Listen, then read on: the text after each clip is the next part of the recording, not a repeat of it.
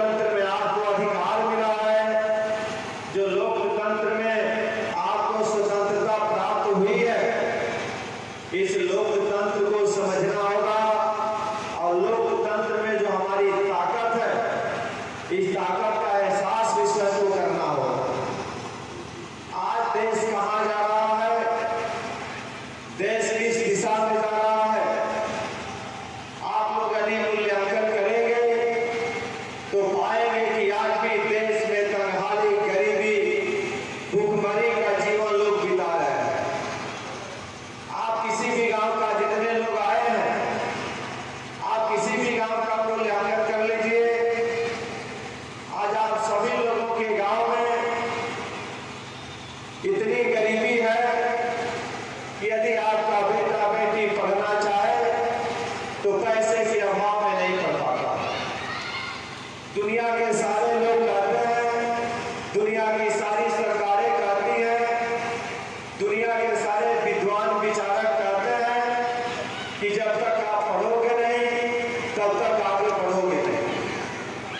आज यह फॉर्मूला, आज यह नारा गांव में जाकर के पूछिए कि गांव में जो गरीब बच्चे हैं वो कैसे पढ़ेंगे।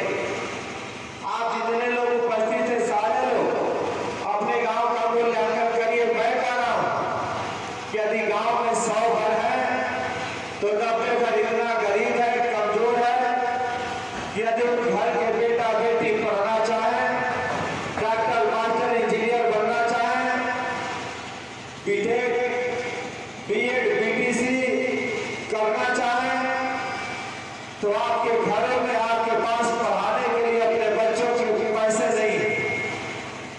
आखिर आपका बेटा बेटी कैसे पढ़ेंगे? इसलिए हम सारे लोगों को विचार करना, हम सारे लोगों को सोचना है। आज इस देश का मूल्यांकन करिए। देश की सरकार हम लोगों को छोटे छोटे लालच में, छोटे छोटे स्वार्थ में प्रलोभन दे करके उलझा करके रखी है और हम लोगों को कमजोर करने में पूरी ताकत और शक्ति लगा रही है। पूरी ताकत के साथ हम लोगों को कमजोर करने में सरकार लगी हुई है और सरकार हम लोगों को कमजोर करने के लिए, आप लोगों ने देखा होगा, सरकार की एक योजना है, राशन की योजना।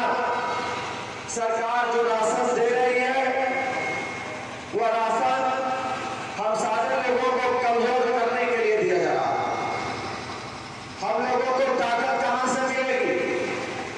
तो ताकत पढ़ाई से मिलेगी और सरकार पढ़ने का प्राविधान नहीं कर पा रही है। सरकार पढ़ने के लिए हमको सुविधाएं नहीं दे पा रही। यदि सरकार चाहती है कि इस देश में सारे लोग खुशहाल हो, सारे लोग मजबूत हो, सारे लोग अपनी लड़ाई को लड़े, तो सरकार को सबसे पहले हम सारे लोगों के शिक्षा का प्राविधान करना चाहिए कि हमारे बच्चे पढ़े लिख करके इस देश की सेवा कर सके, डॉक्टर, मास्टर, इंजीनियर बन सके और इस देश के लिए कुछ कर सके। लेकिन